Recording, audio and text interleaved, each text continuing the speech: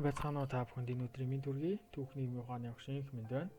За өнөөдөр 10 дугаар ангийн эдийн засаг бүлэг сэдвийн эхний хичээл болох макро эдийн засгийн үндэс сэдвээр хичээлээ бэлтгэсэн байна. Та бүхэн анхаарлаа хандуулна уу.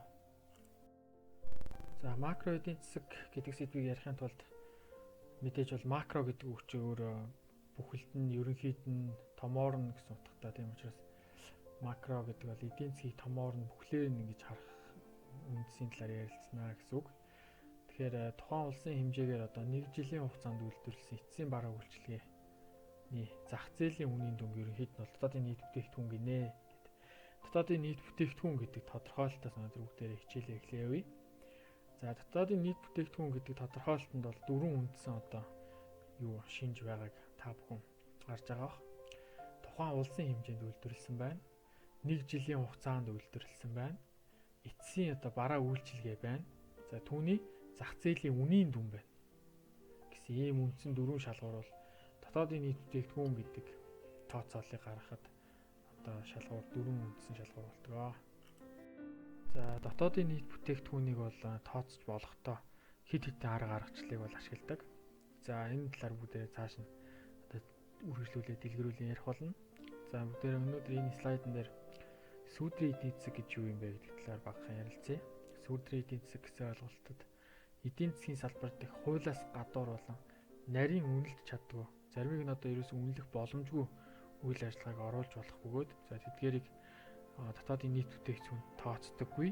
За жишээлбэл зэвсгийн 8, хар тамхи, биеэ үнэлэлт тийм ээ гэх мэтчлэнгээр энэ хуульд заагдаагүй хуулиас гадуур явагдаж байгаа 8 худалдаа одоо бүх зүйлүүд бол сүүдрийн эдийн засаг багтана.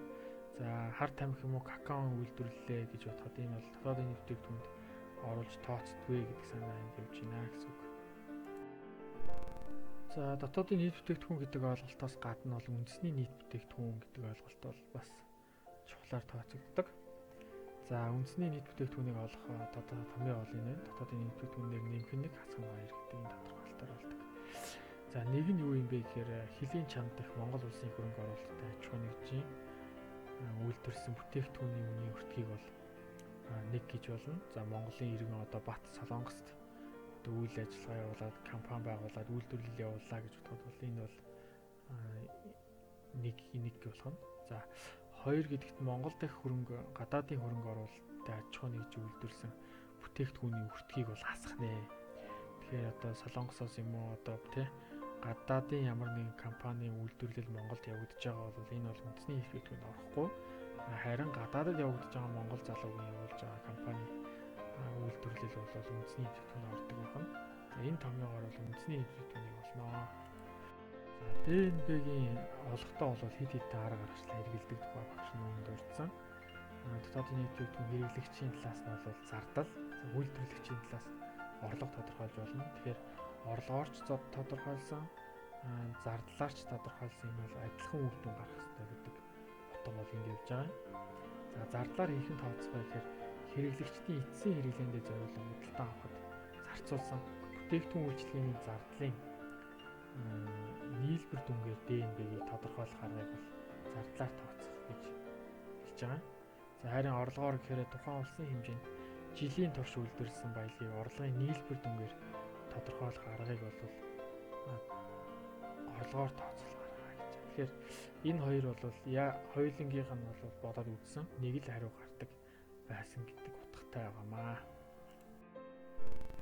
За зардлаар тооцохдоо бол ийм дөрвөн үндсэн хэрэглэгч байдгаа гэж үзэж байна. За эхлээд бол энэ өрх гэрийн хэрэглээний зардал байна.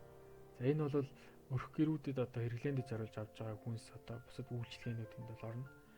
За хоёрдугаарт бол АЯР бол аж ахуй нэгжийн зардал буюу аж ахуй нэгжүүдийн хөрөнгө оруулалтын зардлыг бол хэлж болно.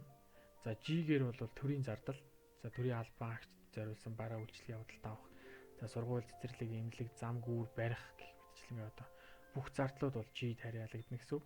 За X нь бол гадаад хэрэглэгчдийн зардал, гадаадаас Монголд одоо орж ирсэн иргэд юу худалдаж авч гарав энэ бол ингэнэ гэсэн үг. Тэгэхээр энэ бол бүгд бол зардлаар тооцсон аргыг CIGX гэдгээр бол тэмдэглээд ингэж бодож тоолдог байна. За жишээг бол ард ингээд цувуулаад харуулсан байна.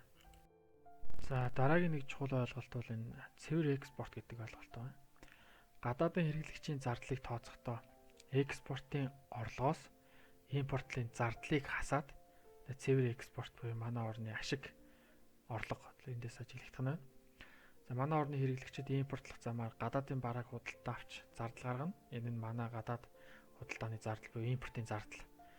За гаднаас оруулж ирж байгаа бүх зүйл бидний зардал болж хувирах нь байна. Бид нар бол гадаадаас маш олон бараа бүтээгдэхүүн худалдаж авдаг. Энэ учраас гадаадын одоо зардал ихтэй байх нь. За харин манай орон экспортлох замаар гадаадын хэрэглэгчдэд бараагаа худалдаж орлого олно.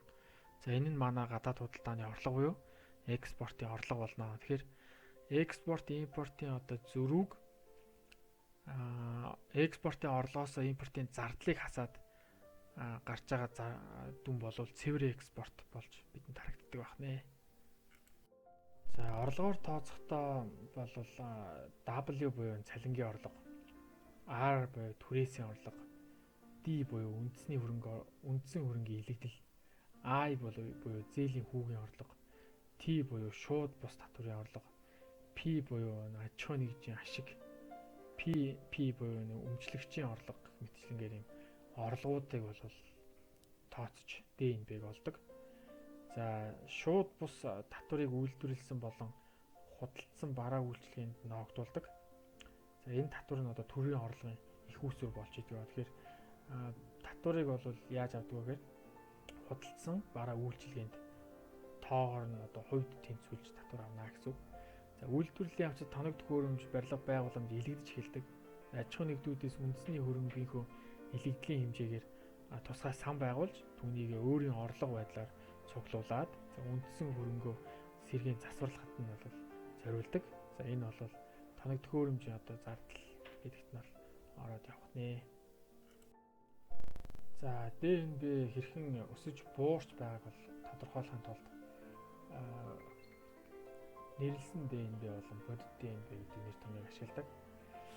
За өнөөгийн үнээр тооцсныг бол нэрлсэн дотоодын бүтээгдэхүүн гэнэ.